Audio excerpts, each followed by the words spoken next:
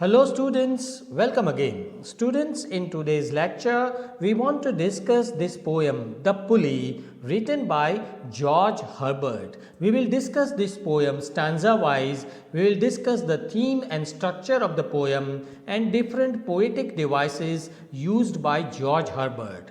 George Herbert, we know, is a very important poet of the 17th century. He is also known as a metaphysical poet along with Andrew Marvell and John Donne and so many others.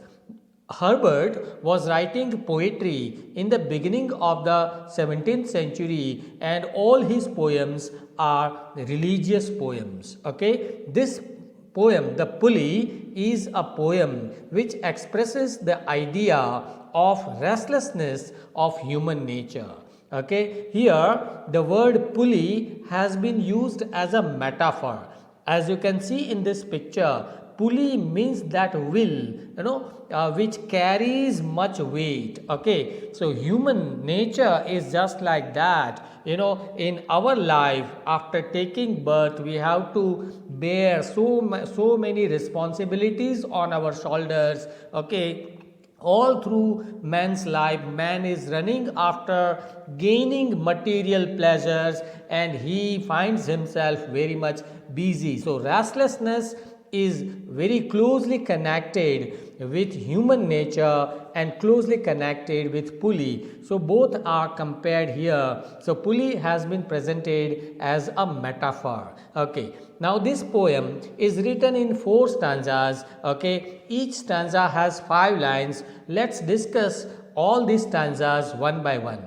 In the first stanza, the poet says that when God at first made man, ईश्वर ने जब आदमी को बनाया, okay, then at that time he had a glass of blessings in his hands. Having a glass of blessings standing by, the God said, let us pour on him all we can. Let the world's riches which dispersed lie contract into a span. The God had a glass of blessings with him while making man. Okay, and he thought, let me pour all the blessings on this man. Okay, let me give all world's richness to this my son man. Okay, in the second stanza, the poet, the God starts giving all these blessings. So first blessing was strength. God gave strength to mankind. Okay, strength first made a way, then beauty flowed, then बाद में ये दुनिया इतनी सुंदर है, सो सुंदरता दी, okay, ताकत दी, विजडम दी, honour, pleasure, everything has been gifted by God to mankind, to all of us. We are all the children of God and God has gifted everything to us. When almost all was out, अब वो जो glass में एक one by one, he has given everything, but at the bottom one thing was left and that thing was rest. Okay, rest in the bottom lay. बाद में जो अंत में बचा था वो था आराम. आराम ईश्वर ने आदमी को नहीं दिया. For if I should, he said that, God said that if I should give this jewel also on my creature means man, अगर ये भी मैंने दे दिया इस आदमी को, then he would adore my gifts instead of me. तो वो फिर मुझे कभी याद नहीं करेगा. And rest in nature, not the God of nature. Man will remember nature, man will never remember who created this nature. So that's why he stops, he thinks twice before giving rest to man, before giving aram to man. In the fourth stanza, the poet says, yet let him keep the rest. Then God thinks, okay, no problem, I will give rest to man also, but keep them with repining restlessness. I will give rest only to those people who are working in their life honestly, sincerely and restlessly. मतलब बात यह है, कवि ये कहना चाहते हैं कि अगर आप कल को आराम करना चाहते हैं तो आज खूब काम करना पड़ेगा. Just like a pulley works Restlessly, man has to work restlessly in order to achieve rest later in the future of our lives. But keep them with repining restlessness, let him be rich and weary.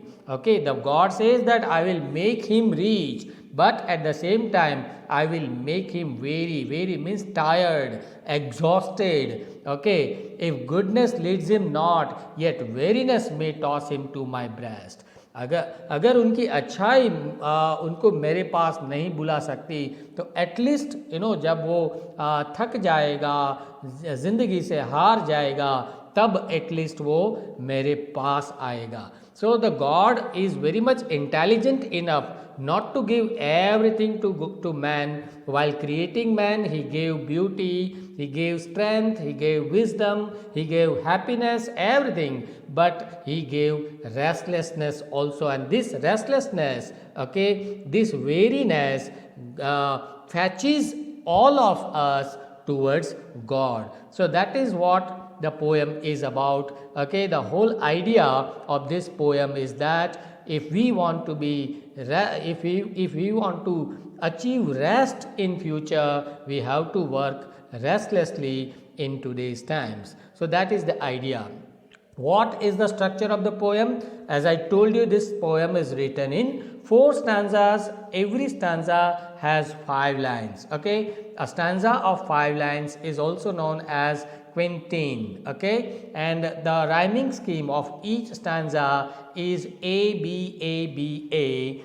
Okay, there is one exception in the 4th stanza. There is the rhyming scheme A B C B A. Okay, there are different figures of speech or poetic devices used by George Herbert. Say for example, the title is Pulley.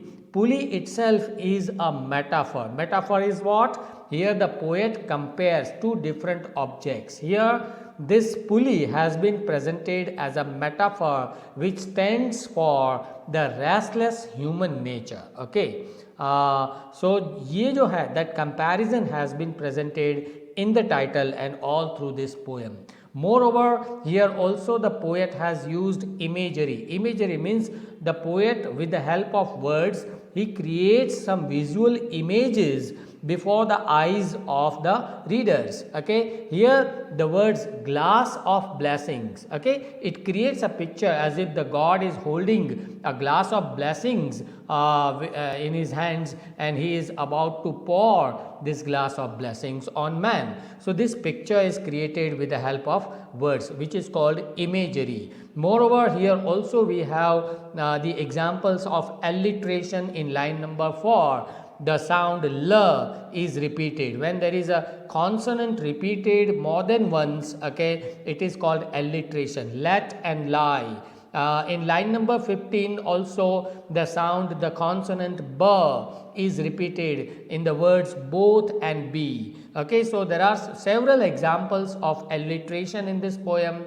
There are also examples of personification. Personification means non-living things are presented as living things. Here, the ideas, the qualities like wisdom, strength, honor, pleasure, they are presented as living things, as if these living people are entering the newly created man. Okay, they are as if entering something. So they are presented as living. These qualities are presented as living things. So all in all, it's such a beautiful poem with good rhyme, good meter, good use of different poetic devices, and most important, a great thought. Okay, a great thought presented by George Herbert in this poem.